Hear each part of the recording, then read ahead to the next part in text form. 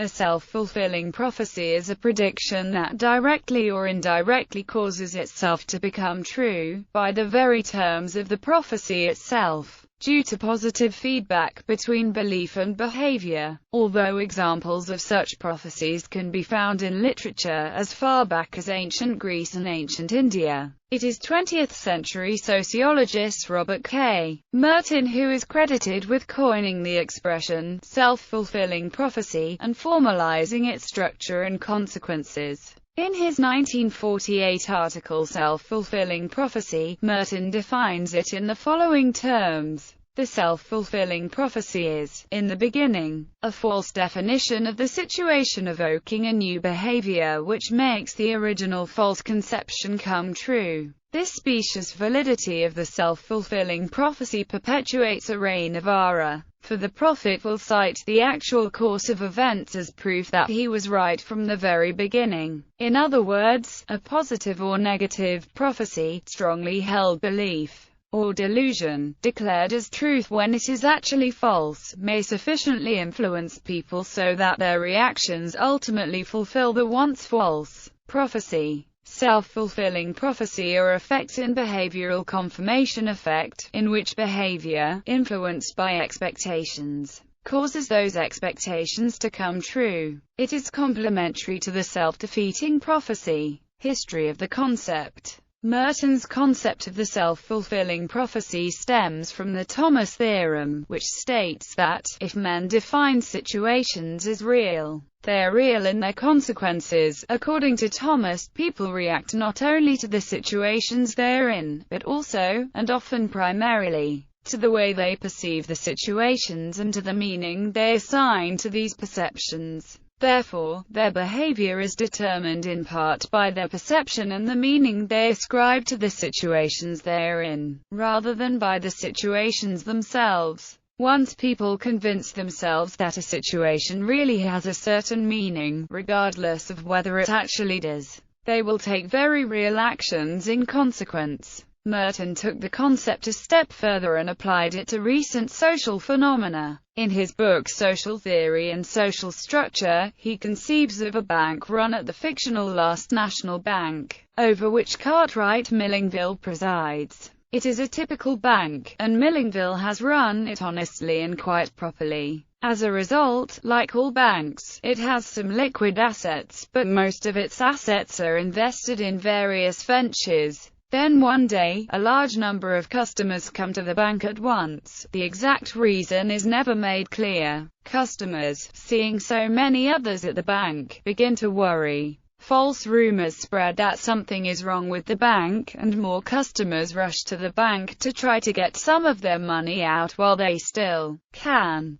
The number of customers at the bank increases, as does their annoyance and excitement, which in turn fuels the false rumors of the bank's insolvency and upcoming bankruptcy, causing more customers to come and try to withdraw their money. At the beginning of the day, the last one for Millingville's bank, the bank was not insolvent, but the rumor of insolvency caused a sudden demand of withdrawal of too many customers, which could not be answered, causing the bank to become insolvent and declare bankruptcy. Merton concludes this example with the following analysis. The parable tells us that public definitions of a situation become an integral part of the situation and thus affect subsequent developments. This is peculiar to human affairs. It is not found in the world of nature, untouched by human hands. Predictions of the return of Halley's Comet do not influence its orbit, but the rumored insolvency of Millingville's bank did affect the actual outcome. The prophecy of collapse led to its own fulfillment.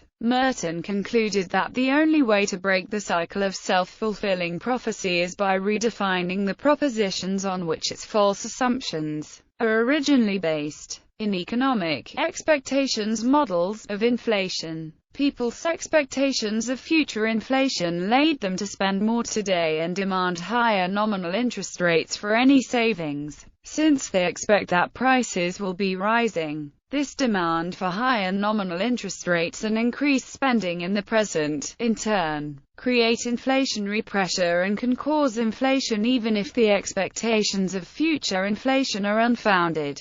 The expectations theory of inflation played a large role in Paul Volcker's actions during his tenure as the chairman of the Federal Reserve in combating the stagflation of the 1970s. Philosopher Karl Popper called the self-fulfilling prophecy the Oedipus effect. One of the ideas I had discussed in The Poverty of Historicism was the influence of a prediction upon the event predicted. I had called this the Oedipus effect, because the oracle played a most important role in the sequence of events which led to the fulfillment of its prophecy. For a time I thought that the existence of the Oedipus effect distinguished the social from the natural sciences. But in biology, too, even in molecular biology, expectations often play a role in bringing about what has been expected. An early precursor of the concept appears in Edward Gibbon's Decline and Fall of the Roman Empire. During many ages, the prediction, as it is usual, contributed to its own accomplishment.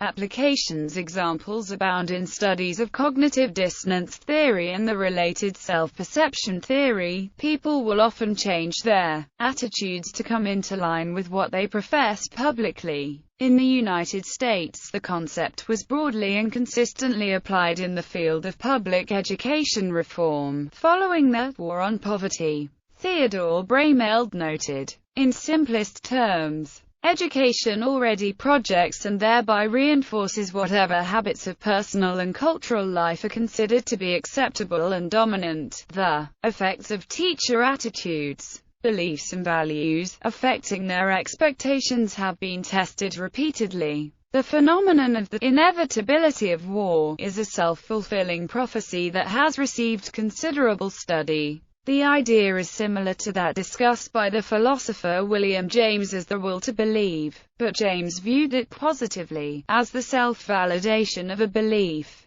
Just as, in Merton's example, the belief that a bank is insolvent may help create the fact, so too on the positive side, confidence in the bank's prospects may help brighten them. A more Jamesian example, a swain, convinced that the fair maiden must love him, may prove more effective in his wooing than he would had his initial prophecy been defeatist. There is extensive evidence of interpersonal expectation effects, where the seemingly private expectations of individuals can predict the outcome of the world around them. The mechanisms by which this occurs are also reasonably well understood. It is simply that our own expectations change our behavior in ways we may not notice and correct. In the case of the interpersonal expectation effects, others pick up on nonverbal behavior which affects their attitudes. A famous example includes a study where teachers were told arbitrarily that random students were going to blossom. Oddly, those random students actually ended the year with significantly greater improvements.